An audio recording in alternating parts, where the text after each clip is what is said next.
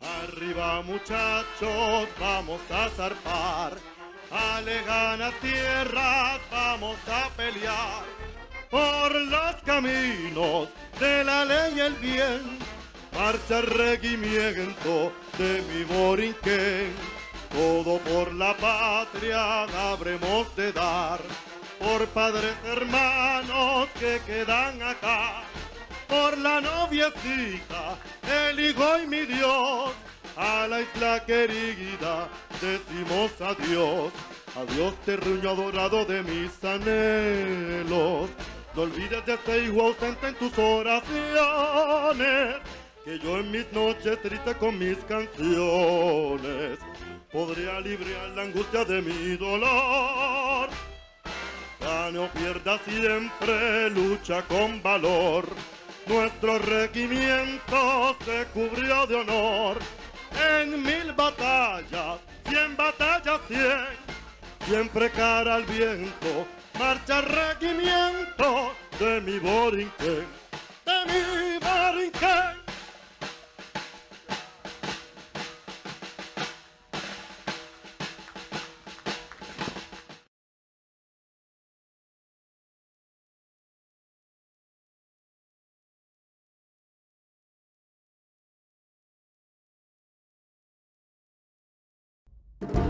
Dawn, Sunday, June 25th, 1950. Soldiers of the North Korean People's Army, aided by a barrage of artillery, crossed the 38th parallel. Escalating tensions between North and South were now plunging the Korean peninsula into all-out war. Within days, the South Korean capital of Seoul was captured. The invasion caught the United States off guard. Obligated to its fledgling ally in the South, the U.S. hastily regrouped, preparing to send a force to meet the onslaught from the North. A shell of its World War II power, the U.S. military was met with early setbacks and driven to the extreme south of the peninsula, to the port of Pusan, where they would make a final stand and wait for reinforcements from home. Among those reinforcements were men of the 65th Infantry Regiment from Puerto Rico, known as the Bucaneers, in tribute to the island's native name. The Puerto Rican unit had participated in the First and Second World Wars, but had never been truly tested in battle. The men were immediately pressed into action, attached to the Army's 3rd Infantry Division, and taking part in the breakout from Pusan and drive north. Following General Douglas MacArthur's daring invasion behind enemy lines at Incheon, the North Korean assault disintegrated and Seoul was recaptured. The momentum turned and the Allied forces pushing north, victory appeared within sight. But hopes of victory soon met cold reality in December 1950 in a remote part of North Korea near Chosin Reservoir.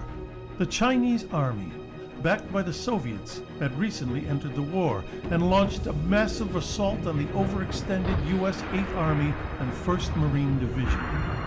In one of the epic battles in American history, the completely surrounded Americans slugged their way towards safety and evacuation at the port of Hungnam. Stationed on the frozen ridgetops overlooking the port were the Bucaneers, tasked with ensuring that the troops, along with thousands of North Korean refugees, could board the ships to safety in the south. After all other troops were evacuated, the men of the 65th finally boarded the ship south, still firing at the advancing forces approaching the pier. For their gallant defense during the Marines' escape, the 65th was awarded the Navy Unit Commendation. Soon, the Bucaneers were back where they had started, the port of Pusan, to once again begin the long slog north. The coming months would witness intense combat. In February, men of the 65th would charge Chinese positions in the last battalion-sized bayonet charge in U.S. history. In April, when the 65th came under heavy attack, Master Sergeant Juan Negron single-handedly held off the onslaught for hours, despite being wounded, until a counterattack could be organized. Originally given the Distinguished Service Cross, Negron would eventually be posthumously awarded the Medal of Honor on March 18, 2014. The 65th would continue to see combat throughout the Korean War, and after decades of honorable service, was desegregated in March 1953. Following the intense Battle of Outpost Harry, the men of the 65th returned home and the unit was deactivated. Nearly 600 men had been killed and 2,100 wounded, making the Korean War the bloodiest conflict in Puerto Rican history. Like the legendary Tuskegee Airmen and Navajo Code Talkers, The Bcgm proved through countless acts of valor that Latin Americans were just as able as their fellow soldiers across the U.S. Army.